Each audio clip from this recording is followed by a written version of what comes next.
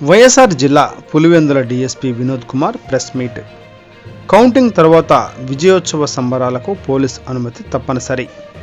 వేంపల్లె మండల రౌడీ షీటర్లకు DSP Vinod Kumar counselling.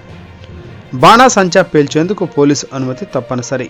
Counting ఏజెంట్ల వివరాలు రేపటిలోపు స్థానిక పోలీస్ స్టేషన్లో ఇవ్వాలి.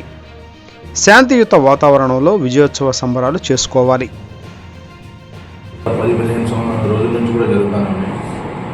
సో పోలీస్ తరఫున విజ్ఞప్తి చేయడం ఏమంటే, కౌంటింగ్కి వెళ్ళాల్సినటువంటి ఏజెంట్స్ కావచ్చు, కడప జిల్లాలో కౌంటింగ్ జరుగుతుంది కాబట్టి అక్కడికి వెళ్ళే వాళ్ళు, అక్కడ కౌంటింగ్ ఏజెంట్గా పాల్గొనాల్సిన వాళ్ళు ముందుగా వాళ్ళ లిస్టు మాకు అందజేస్తే ఇక్కడ నుంచి కడప ఎస్డిపిఓ గారికి ఇవ్వడం జరుగుతుంది.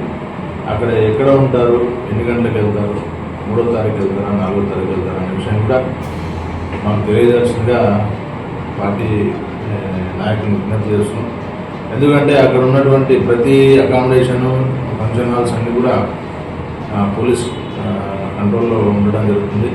సో కౌంటింగ్ 4 గంటల్లో భద్రతా వ్యవస్థ నడుస్తుంటుంది కాబట్టి అక్కడికి వెళ్ళాలంటే కూడా అన్ని చోట్ల చెకింగ్ జరుగుతుంది. కాబట్టి మీరు మీ వెహికల్ నంబరు, మీ ఏజెంట్, కౌంటింగ్ ఏజెంట్, తర్వాత ఇండిపెండెంట్ క్యాండిడేట్స్, వారి వెహికల్స్, వారి వెనుకలు ఎవరెవరు వెళ్తున్నారు అనేటువంటి లిస్టు మాత్రం ఖచ్చితంగా మాకు రేపు అంటే 31వ తారీఖు 3వ తారీఖు తెలిసిందిగా అభివృద్ధి చేస్తున్నాం. అట్లాగే బాణసంచాలు, ప్రొసెషన్స్, తర్వాత ఈ ఊరేగింపులు అన్నీ కూడా with permission of the police మాత్రమే జరగాలి. ఎందుకంటే 144 అమల్లో ఉంటుంది కాన్స్టిట్యున్సీ వైజ్ మొత్తం. కాబట్టి ఏదన్నా జరగాలనుకున్నప్పుడు ఖచ్చితంగా పోలీస్ పర్మిషన్ కావాలంటుంది.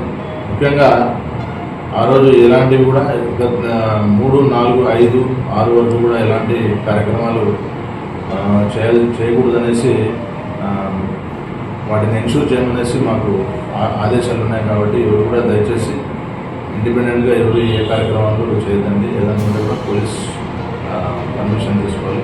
ఎనీ రిలీజియస్ కానీ ట్రెడిషనల్గా ఉన్నటువంటి ప్రోగ్రామ్స్ మాత్రం ఖచ్చితంగా మా ఇన్ఫర్మేషన్ ఇచ్చి ఈ మన హనుమాన్ జయంతి ఇట్లాంటివి ఉన్నాయి కాబట్టి వాటికి మాత్రం ఖచ్చితంగా మనం ఇన్ఫార్మ్ చేసి వాటి కార్యక్రమాలు చేసుకోవడానికి వీలుంటుంది. కాబట్టి అందరికీ పోలీస్ తరఫున విజ్ఞప్తి ఏమంటే, ఈ కౌంటింగ్ అయిన తర్వాత ఎలాంటి గొడవలు పాలు పంచుకోకుండా, ఎవరు కూడా దాడులకు పాల్పడకుండా శాంతియుతంగా పోలీస్ సూచనలు పాటిస్తారని ఆశిస్తూ సెలవు తీసుకుంటున్నాను.